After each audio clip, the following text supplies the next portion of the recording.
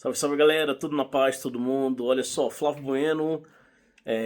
Cara, o mundo tá complexo e vamos lá. A gente acabou de receber uma notícia hoje no início da noite de que a embaixadora do Brasil, a Maria Luísa Viotto, teve o seu visto revogado pelo governo norte-americano. Então vamos lá.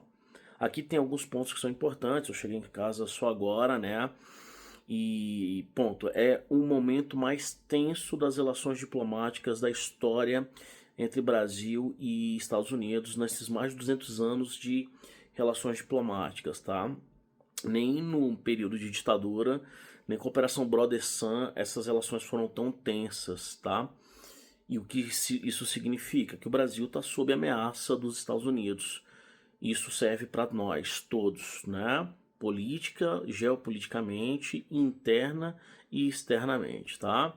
Bom, aqui os Estados Unidos decidiu, né, construir ou reconstruir o seu espaço vital na América Latina, isso é claro, né, o seu heartland, né, o seu big stick tá em voga, tá em, né, em processo, tá? E claro que o Brasil é o país mais importante da América Latina e por isso, de alguma forma, é um ponto de é, freamento, né, de frenagem do imperialismo norte-americano, da tentativa de dominação geopolítica dos Estados Unidos, isso também é um fato. Tá? O Brasil é um ponto importante e os Estados Unidos tenta ampliar a sua zona de influência. E lembre-se, tá? O Brasil, desde a década de 10, promoveu um processo de recondução da sua geopolítica, recondução do seu eixo de influência, né, da América para outros continentes, principalmente a Ásia. Isso envolve BRICS, isso envolve G20, isso envolve continente africano, isso envolve também China, evidentemente, tá? E claro que a política norte-americana não é uma política que vai aceitar isso de maneira muito tranquila.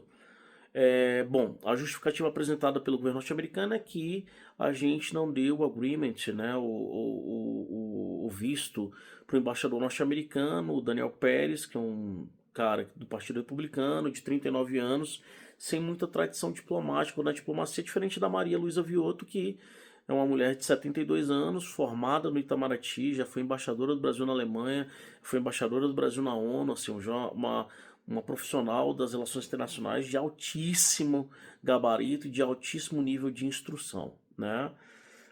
Bom, a justificativa norte-americana falaciosa, mentirosa, é de que o Brasil não deu autorização do visto do Daniel Pérez, o que de fato tem um problema, né?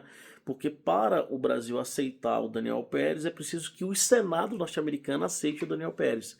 Ou seja, o que não, de fato não aconteceu. Então, assim, não há ainda sabatina concluída e nem a aceitabilidade, o que deve rolar apenas no segundo semestre. Então, a justificativa norte-americana é uma justificativa falsa. Falsa, beleza? Mas a gente não está aqui para entender isso do ponto de vista geopolítico. A gente está aqui para entender o quê?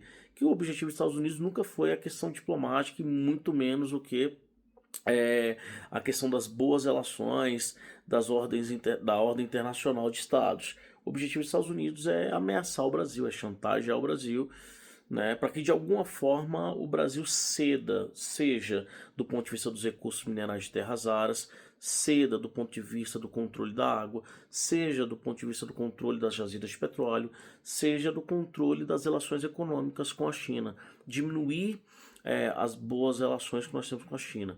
Gente, a China compra do Brasil algo em torno, né, diretamente, mais de 90 bilhões de dólares, indiretamente, quase 196 bilhões de dólares. Os Estados Unidos compra 30 bilhões de dólares. Não dá para a gente fazer um comparativo do nível de importância. Mas há aqui um motivo de preocupação. A gente está escalonando as tensões diplomáticas, né? Tarifaço está aí para comprovar isso. O tarifaço não é só contra o Brasil, mas é também em relação ao Brasil, né? Nós temos aí outras pressões que estão acontecendo em setores estratégicos, né? E claro, antes de mais nada é preciso que o Brasil tenha um programa nacional de defesa, né?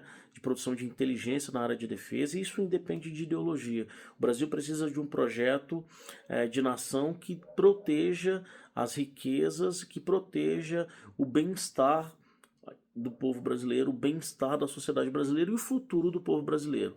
Então, mais uma vez, nós estamos sob ameaça, né? Essa ameaça, ela, claro, ela não escalonou ainda para a questão militar, e eu acho que nem vai, né? Até porque atacar o Brasil é comprometer o abastecimento de alimentos de 1,8 bilhões de pessoas, o abastecimento de água de 2,1 bilhões de pessoas, fora outros recursos estratégicos. Então eu acho que os Estados Unidos não atacará o Brasil, mas tentará influenciar, e essa influência também está no processo eleitoral. É influência comercial, influência econômica e influência política, né? E a gente tem que estar, evidentemente, como diria Elise, é preciso estar atento e forte, né? Então, assim, a gente tem que estar de olho porque o Brasil está, de fato, sob ameaça, e eu acho que é importante que você que está aqui me assistindo agora compreenda de forma muito sistemática isso, tá certo? Então, estamos sob ameaça política, geopolítica, né? E é preciso entender como o xadrez desse sistema internacional de estados funcionará.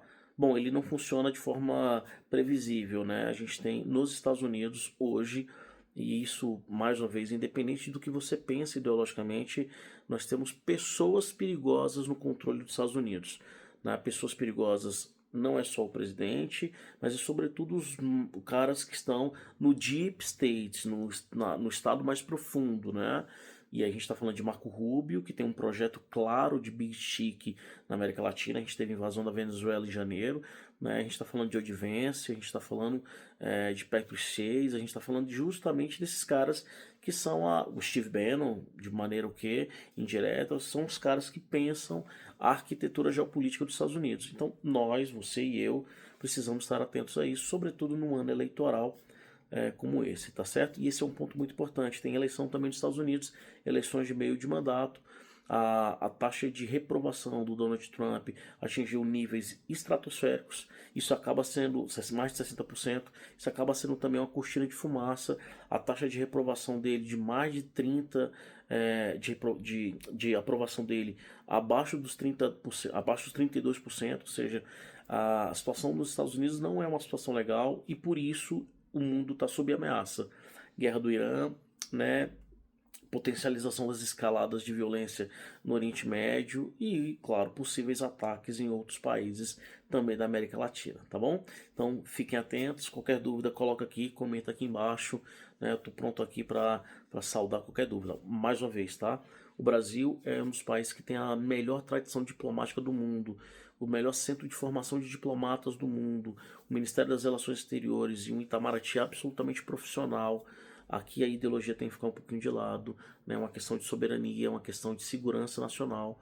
A gente não pode achar normal que os Estados Unidos promovam a intervenção ao Brasil na hora que eles bem entender. Seja essa intervenção política, seja ela econômica, seja ela cultural ou qualquer coisa do gênero. É preciso estar atento e forte, é preciso que a gente desenvolva um projeto de segurança nacional, um projeto de proteção da nossa soberania de maneira definitiva, tá bom? Mais uma vez, tamo junto, valeu, é nóis.